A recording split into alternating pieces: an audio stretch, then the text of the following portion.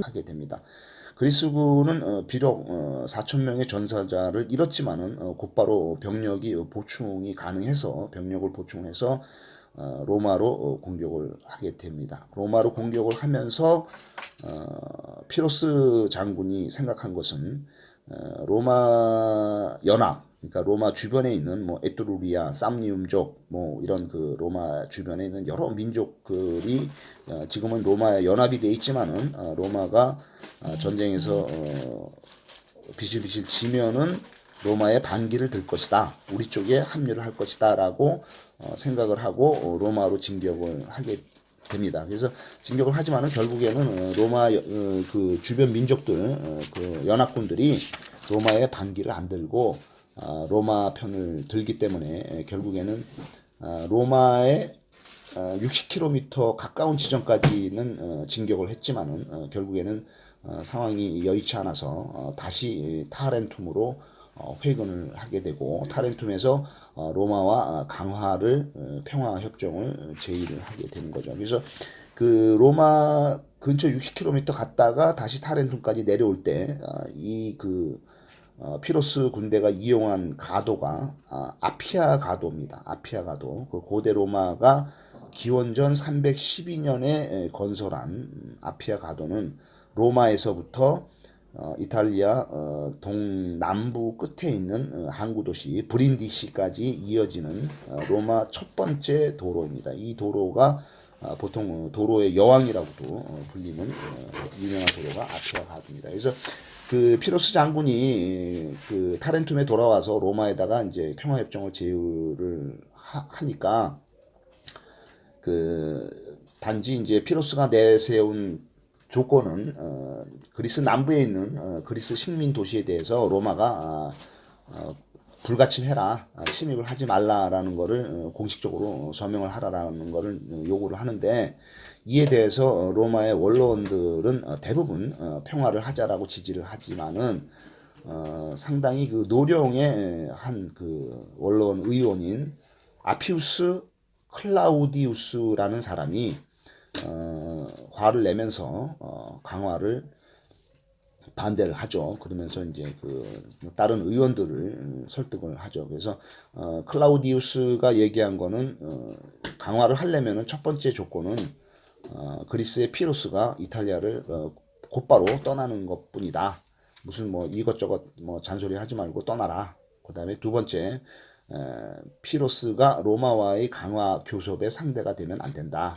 이렇게 얘기를 합니다. 그래서 어떻든 간단하게 이제 강화가 맺어가지고 피로스에게 잡혀있던 로마군 포로 600명을 석방을 해주죠. 근데 다시 이게 그 협정이 제대로 정착이 안 돼서 다시 전쟁을 하기로 하죠. 그래서 전쟁을 하기로 하면서 석방된 포로 600명이 다시 그 피로스의 타런툼으로 돌려보내지게 됩니다.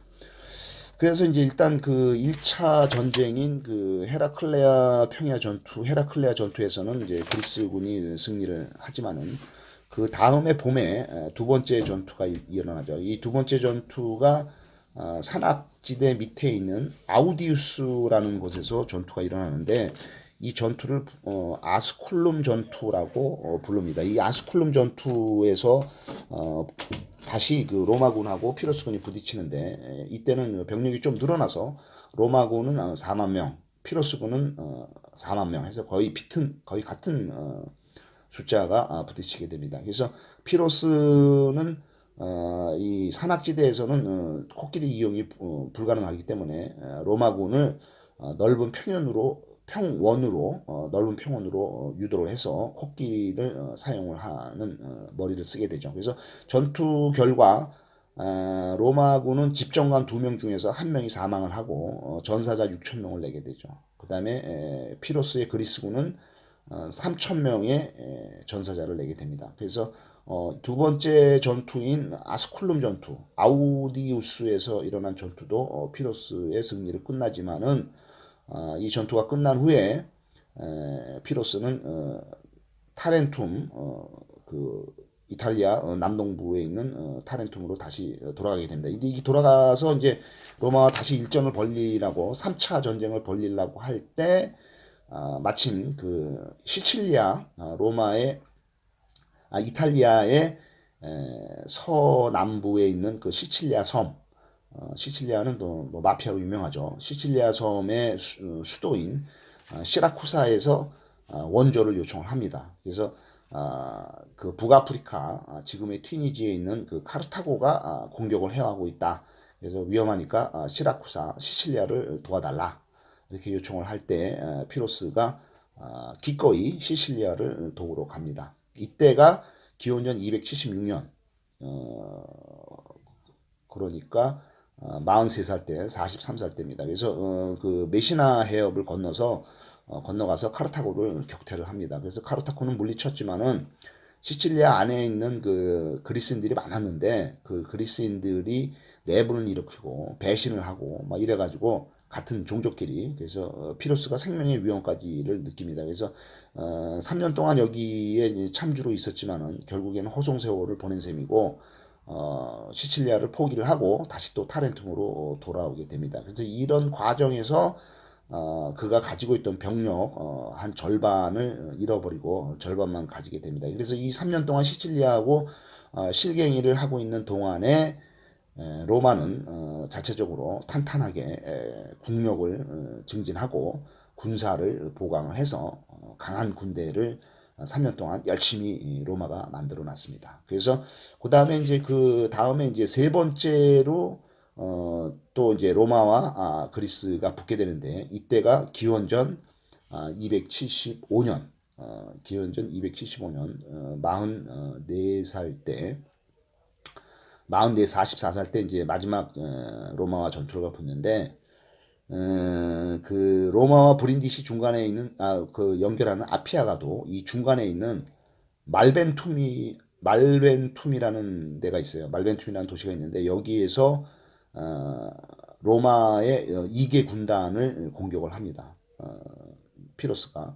그래서 2개 군단을 왜냐하면 피로스 병력이 절반으로 줄어있는 상태이기 때문에 로마 군단이 전체 모여 있는 건 공격을 못하고 분리되어 있는 2개 군단을 공격을 해서 여기서 승기를 잡고자 말벤툼을 공격을 하게 됩니다. 그래서 공격을 하는데 피로스의 계획은 동이 트기 전에 기습 공격을 하겠다 했지만은 이 지역이 산악지대이기 때문에 행군에 시간이 많이 걸려서 전장터에 도착을 해보니까 이미 동이 한참 떠 있고 시간이 너무 늦어서 결국에는 작전이 실패를 하게 되는 거죠. 그때 로마의 집정관은 마니우스라는 장군이었는데 이 마니우스한테 피로스가 결국은 패배를 하게 되죠. 그래서 이 전쟁에서 진 피로스가 군대를 전부 이끌고 다시 이 가을입니다. 가을에 다시 자기가 출발한 곳 그리스 본토인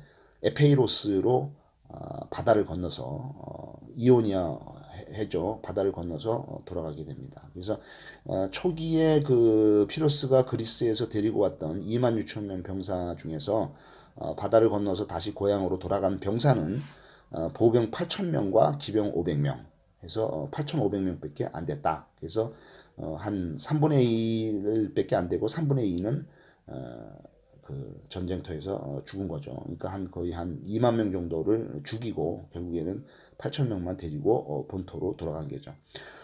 그래서 이제 기원전 273년 46살 이때 그러니까 말벤툼 전투에서 패배를 해서 돌아간 이후에 2년 후에 결국에는 로마가 그 이탈리아 남부 도시인 타렌툼을 함락을 하게 되고 여기를 좀 억세게 이제 누르죠. 그래서 자치권을 주지를 않고 로마의 직할 해군 기지로 채우게 됩니다. 아무튼 피로스는 남의 나라 땅에 와서 이탈리아에 와서 전쟁을 하면서 병력 손실에 대한 보충이 상당히 좀 어려웠고 그다음에 이제 용병으로 숫자를 채워야 됐다는 그 어려운 점이 있었습니다. 아무튼 그 자기네 고향으로 돌아간 이후에 3년 후에 47살 때 결국에는 이 피로스 장군은 스파르타와 전쟁을 하다가 전사를 하게 됩니다. 그래서 3차로 로마와 싸울 때 벌어진 전장터가 아피아가도 가운데 있는 말벤툼인데 이 말벤툼의 뜻이